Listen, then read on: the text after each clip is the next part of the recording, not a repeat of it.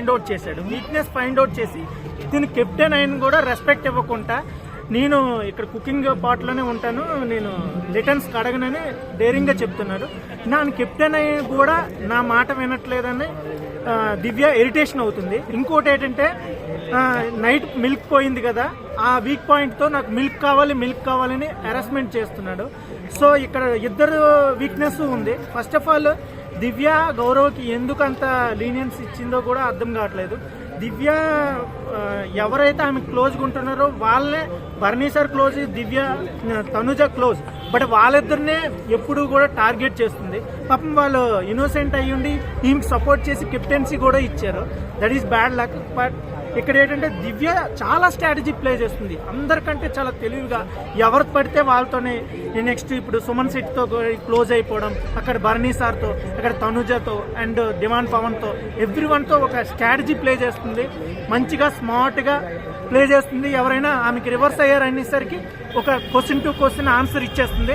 వాళ్ళు సౌట్ చేసేసరికి భయపడిపోతారు. But very congested different cheater ఎవరైనా ఉన్నారంటే బిగ్ బాస్ 9లో దివ్య మాత్రం. కాకపోతే ఆమె సేఫ్ అయిపోతుంది ప్రతిసారి. ఎలిమినేట్ కూడా నామినేట్ అవ్వట్లేదు, ఎక్కడికక్కడ వాళ్ళని సేఫ్ అవుతూ వచ్చేస్తుంది.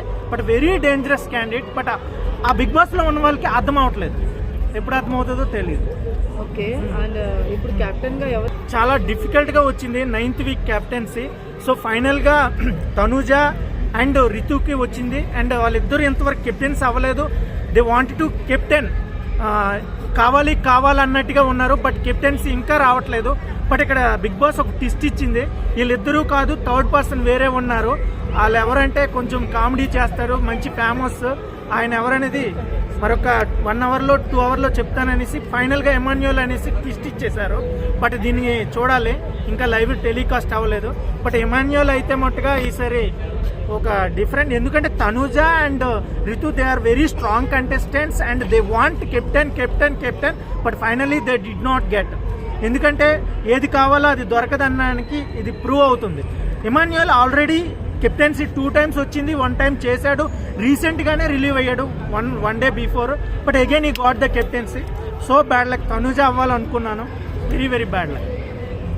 ఓకే, అండ్ ఇప్పుడు అకార్డింగ్ టు ఓట్స్ పరంగా చూసుకుంటే సాయి శ్రీనివాస్ ఓట్స్ పరంగా weak. And one more thing, అతని ప్లేయింగ్ కూడా వెరీ వీక్గా ఉంది.